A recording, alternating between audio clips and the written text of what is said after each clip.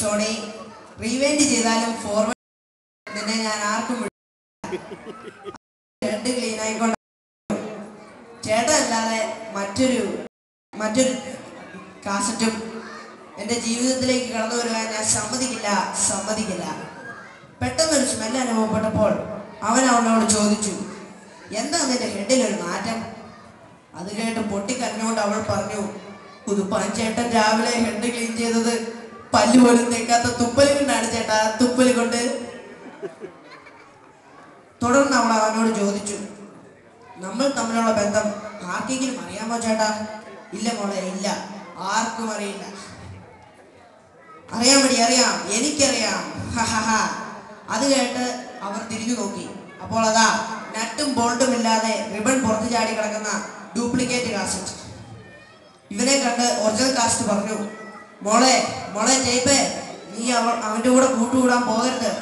അവൻ പലതരം ടേപ്പിൽ പാട്ട് പാടി എപ്പോഴെങ്കിലും വലിഞ്ഞു പോകാത്ത ഒരു ഫംഗസ് രോഗിയാണ്. അത് കേട്ട് ഡ്യൂപ്ലിക്കേറ്റ് കാസറ്റ് പറഞ്ഞു, ഇവന് മാത്രമല്ല റിബണും ബ്രഷും വീലും എനിക്കുമുണ്ടടി. അവൻ കമ്പനിയിൽ ജനിച്ചു, ഞാൻ ഫുട്പാത്തിൽ ജനിച്ചു. ഇവന്റെ റിബണിലെ പാട്ട് തന്നെയാടി എൻ്റെ റിബണിലും. അത് പറഞ്ഞുകൊണ്ട് അവൻ അവിടെ നിന്ന് വിട്ടു. രാത്രി സോണി ഉറങ്ങിക്കിടക്കുന്ന സമയത്ത് ഡ്യൂപ്ലിക്കേറ്റ് കാസറ്റ് വന്ന് അവളുടെ ഇജക്റ്റിൽ പിടിച്ചൊരു ഞെക്ക്. സോണിയുടെ അടപ്പ് തുറന്നു. സമയം കളയാതെ ഡ്യൂപ്ലിക്കേറ്റ് കാസറ്റ് അവളുടെ ഉള്ളിൽ കയറിപ്പറ്റി. അതിൽ നിന്നും പ്രമദവന എന്ന ഗാനം ഒറിജിനലിനെ വെല്ലുന്ന രീതിയിൽ ரொம்ப പ്രമാദമായി കേട്ടു.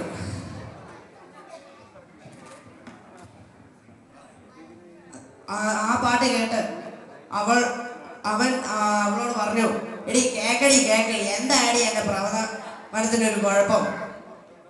പെട്ടെന്ന് അവളുടെ ഉള്ളിലുള്ള ഇലക്ട്രോണിക് അവയവങ്ങളെല്ലാം ചൂടാകാൻ തുടങ്ങി. കപ്പാസിറ്ററിന്റെ കപ്പാസിറ്റി കൂടി, ട്രാൻസ്ഫോമർ പുകഞ്ഞു തുടങ്ങി. അതിൽ നിന്നും വാർണിഷ് ധാരയായി ഒഴുകി. വേദന കൊണ്ട് അലറിക്കരഞ്ഞുകൊണ്ട് അവൾ പറഞ്ഞു, പ്ലീസ്, ആരുമില്ലേ എന്നെ സ്റ്റോപ്പ് ചെയ്ത് ഈ ദുഷ്ടനെ പുറത്തെടുക്കാൻ? അത് കേട്ട് ഡ്യൂപ്ലിക്കേറ്റ് കാസറ്റ് പറഞ്ഞു, നോ, ഡ്യൂപ്ലിക്കേറ്റ് എന്നും മിടുക്കന്മാർ. വിവരമില്ലാത്ത മനുഷ്യന് വിലയില്ലാത്ത സാധനത്തോടാണ് താല്പര്യം. അത് കേട്ട് കലിമൂത്ത ടേപ്പ് അവന്റെ റിബൺ കടിച്ചു മുറിച്ചു. ഡ്യൂപ്ലിക്കേറ്റ് കാസറ്റ് വലിഞ്ഞു മുറുകി. അങ്ങനെ 120 കിലോമീറ്റർ സ്പീഡിൽ പ്രമദവന എന്ന ഗാനം അതിൽ നിന്നും കേൾക്കാൻ തുടങ്ങി. അങ്ങനെ അവസാനം അതിന്റെ വെടിയും തീർന്നു. രാവിലെ ഉതുപ്പാൻ ചേട്ടൻ എഴുന്നേറ്റ് വന്ന് നോക്കുമ്പോൾ പതിവ് പോലെ പ്രമദവന എന്ന